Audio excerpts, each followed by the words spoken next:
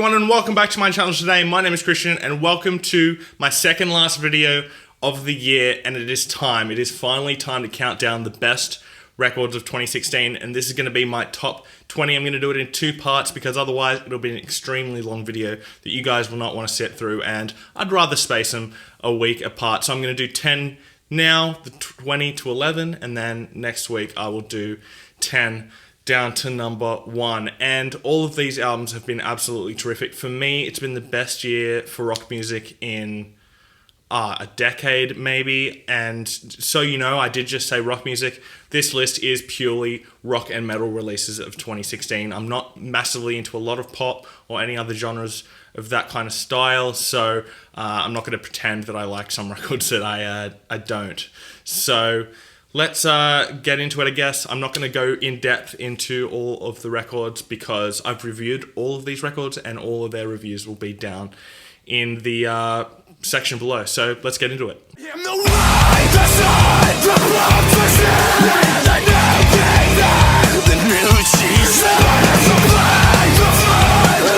In at number 20, we have Cane Hill with their debut record, Smile, a bouncing new metal record that I absolutely loved and just feels like so much fun. It has that classic bounce that new metal has and so many classic elements of that new metal style. It really feels like it could have come straight out of the early 90s. There are so many brilliant songs on this record, from the single The New Jesus to deeper cuts like Ugly Model Mannequin. The record is also full of just absolutely great riffs that, as I said, bounce really well, but when they need to get aggressive, boy do they get aggressive, as do the vocals. This record has a lot going on sonically, from that classic new metal bounce to sludgy, dirty songs throughout the middle of the record, which I really love.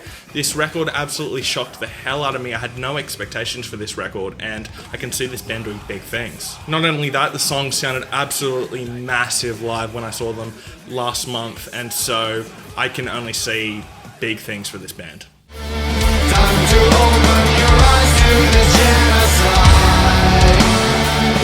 When you clear your mind, you In at number 19 is Gojira with their record Magma, and this record being so low in my top 20 just shows how brilliant this year has been for music. This record showed a change in Gojira's sound, a shift in a different direction, and they went into more groove-orientated songwriting. And while they did do that, it's not the way that bands like Metallica did it on the Black Album or Avenged Sevenfold did on Hail to the King.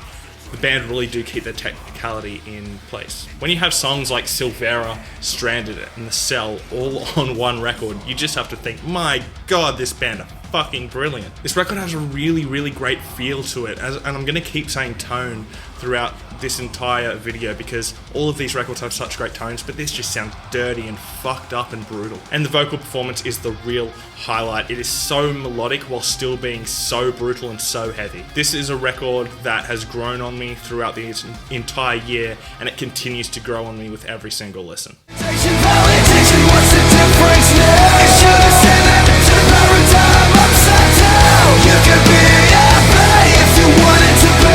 In at number 18, we have Hellions with their record Opera Oblivia, another record that shocked the hell out of me. I'm going to stop saying that records shocked the hell out of me this year because, to be honest, out of this video today, only 3 of the records on here are from bands that I liked previous to this year, so I'll stop saying I was shocked. I was never a big fan of these guys, and now I'm all in. This record has a perfect mix of modern era pop punk mixed with great hardcore themes, and every single vocalist on this record does an impeccable job. Songs like Quality of Life and Thresher are absolute anthems and should be getting played in arenas, and I can see them doing that. Live, the songs sound even bigger than they do on the record, and once again, I can see big things in the future for this band. Given the reception that's come along with this record, everybody has seemed to love it, and so I can see this band getting absolutely massive, and after this record, I think they deserve to.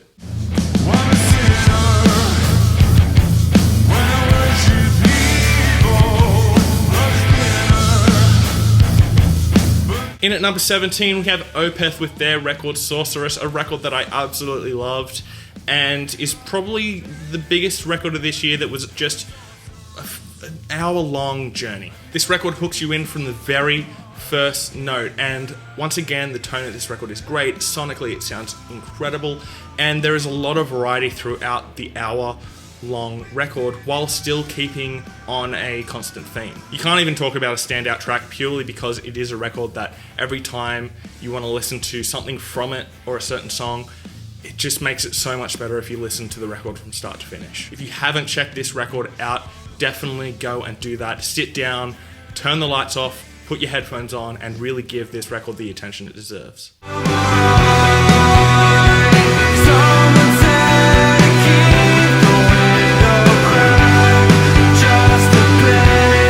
In at number 16 is Balance and Composure with their new record, Light We Made. This record is definitely the most chilled out record in my top 20, and it's one that you can really just put on and relax to. The ambient tone to this record is absolutely great, and the vocal performance on this record is a real standout. The effects used on the vocals really help set the tone for this record, as well as that, the bass playing throughout this entire record is absolutely impeccable. And while I do say that this record is relaxed and you can just chill out to it, there are some absolutely massive choruses. This is a record that is completely different to Balance and Composure's old sound, and I really like the new direction. I've seen a lot of backlash for it, but for me, I think they're better than they've ever been, and I hope they stay on this path. The change in style just shows off that the band are good songwriters no matter what they're doing, and I can't wait to see what they do in the future. It's gonna rain till the levee breaks. In at number 15 is Thrice with their new record, To Be Everywhere Is To Be Nowhere. Thrice are back in a very, very big way with one of the most emotional records of the year. This record hit me right from the very first note, and I think the production style is a real reason for that. It just sounds so brilliant. It sounds so raw and brutal and gritty, and I absolutely love it. It feels old school but modern. It feels dirty and imperfect, but I love it, and I just love how they've gone about recording this record. It just sounds real.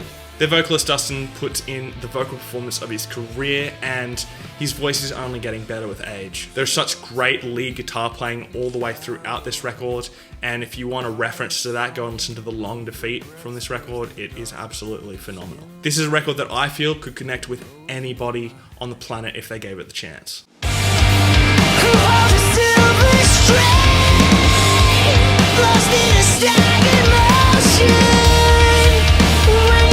In at number 14 is Sayasin with their comeback record, Along the Shadow. Sayasin are back with Anthony Green back on vocals, and my god, what a return to form. Anthony Green is one of the most underrated vocalists on the planet, and this record really shows off what he can do, and he's really at his peak. The songs all the way throughout this record are incredible, and Green's vocals are so melodic yet brutal, and his voice just shines throughout this entire thing. And this record has much softer of a feel to it while still having the heavy parts that Sayasin are known for. And with songs like The Silver String, I mean, how can you deny this record? Really hoping that Sayasin come over and tour Oz soon, because I'd love to see these songs live. If you could let the pain of the past go, your soul, none of this is in your control. In at number 13 is Switchfoot with their new record, Where the Light Shines Through. Switchfoot are my favourite band in the world, and they absolutely did not disappoint on this record. This is the band's 10th record, and they're still writing uplifting, emotional, anthemic music. Songs like Hope Is the Anthem and I Won't Let You Go are just classic examples of why Switchfoot are one of the best bands in the world, and it really shows them doing exactly what they do best. John Foreman once again puts in an incredible vocal performance, and his lyricism is only getting better as time goes on. This record also brings guitar back into Switchfoot's music, which was something that was lacking on their last record, Fading West. But overall, the songwriting is still so good, and the band are still at the peak of their powers.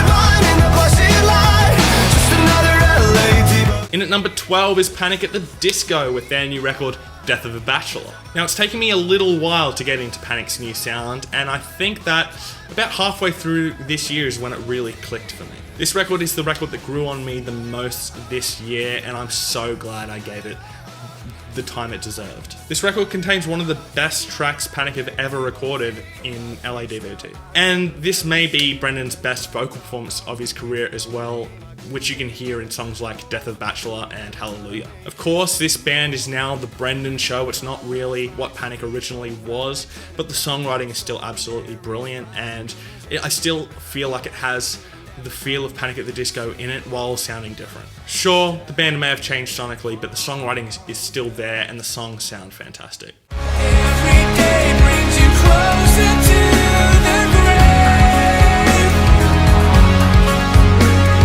No more way. And finally, in at number 11, we have Birds of Tokyo with their record Brace. This was one of my most anticipated records of this year, and boy, did it deliver. And not only did it deliver, but it sounded completely different than what I expected it to. Lately, in the last couple of records, Birds of Tokyo have been doing this radio rock kind of sound that was a lot more anthemic, built for arenas.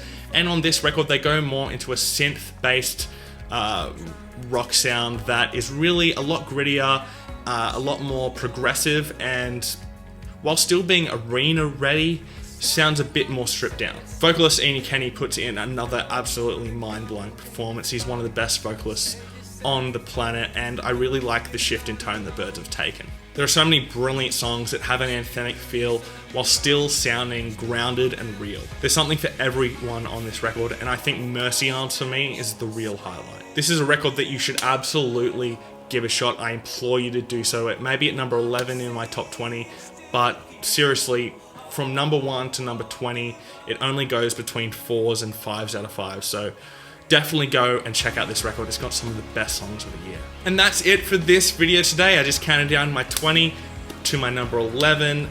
Such brilliant records, every single one of them. Sure, maybe one or two of them have a song or two that aren't great, but I still feel, as I said, every record in my top 20 is either a 4 or a 5 out of 5. They're all brilliant. Definitely go and check them out. And hey, what do you think is going to be on my top 10? I'm going to do my top 10 next week, and I'm also going to let you know my honorable mentions next week as well. There were so many. I had 40 albums to choose from for this top 20, and boy, it was fucking hard, but it's a good problem to have. But anyway, thanks for watching my videos today, guys. Please hit subscribe down below, and I'll see you next time. Fresh Currents.